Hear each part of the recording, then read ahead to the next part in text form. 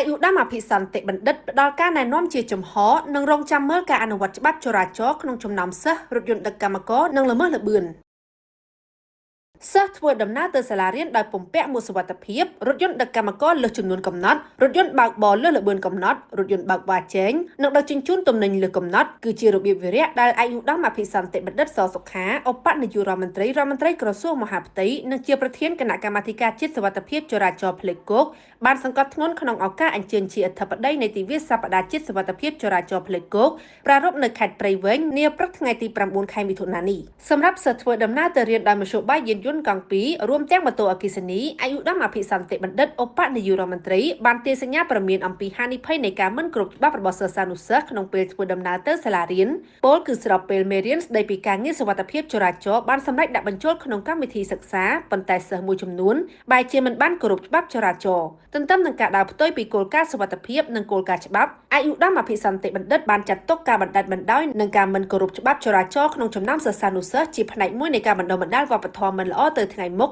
ត្បិតសិស្សទៅទទួលការអប់រំទាំងបំពេញច្បាប់ក្នុងន័យនេះអាយុដាមអភិសន្តិបណ្ឌិតបានណែនាំជាចំហនិងបានបញ្ជាក់អំពីការរងចាំមើលការអនុវត្តរបស់រដ្ឋបាលរាជធានីខេត្តក្រុងស្រុកខណ្ឌរួមទាំងអធិការដ្ឋាននិងស្នងការដ្ឋានលើបញ្ហានេះដោយប្រមុខក្រសួងមហាផ្ទៃបានណែនាំឲ្យសិស្សអនុវត្តការងារនេះឲ្យសកម្មជាមួយថ្នាក់ដឹកនាំគ្រឹះស្ថានសិក្សាថ្នាក់អនុវិទ្យាល័យនិងវិទ្យាល័យដើម្បីធានាថាសិស្សដែលធ្វើដំណើរទៅទទួលការអប់រំពិតជាបានគោរពច្បាប់ចរាចរណ៍ពាក់មួកសុវត្ថិភាពដើម្បីការពារសុវត្ថិភាពពួកគេនិងជាការបង្ហាញអំពីគំរូនៃការចាប់ផ្ដើមគោរពច្បាប់ចាប់ពីពេលពួកគេទទួលបានការអប់រំ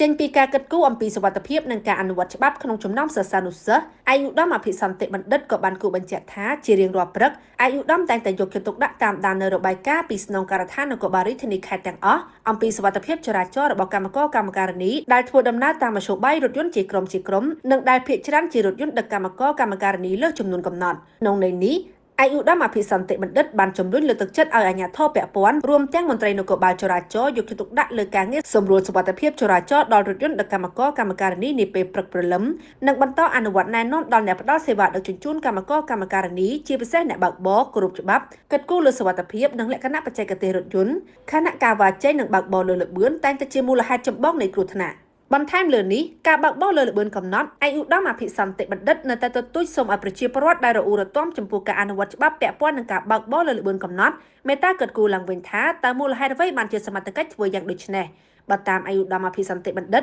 នគរបាលមិនមែនចង់បានថវិកាពីការផាកពិន័យនោះទេក៏ប៉ុន្តែដើម្បីសុវត្ថិភាពចរាចរណ៍របស់អ្នកដឹកអ្នកដំណើរពលគឺអ្នកបើកបរមិនល្មើសល្បឿននគរបាលក៏គ្មានហេតុផលអនុវត្តច្បាប់ហើយសម័យខ្លួនក៏មានសុវត្ថិភាពពីវេទិកានោះដែរអាយុដាមក៏បានណែនាំដល់រដ្ឋបាលថ្នាក់ក្រោមជាតិពិនិត្យសិក្សាឡើងវិញលើភូមិសាស្ត្រជាក់ស្ដែងនៃមូលដ្ឋានរបស់ខ្លួនដែលមានការប្រឈមចំពោះការបើកបរលើសល្បឿនកំណត់និងរកឲ្យឃើញពីមូលហេតុនៃការកើតមានគ្រោះថ្នាក់ចរាចរណ៍ដើម្បីដាក់ចេញនូវវិធីសាស្ត្រដោះស្រាយឲ្យបានសមស្របបំផុត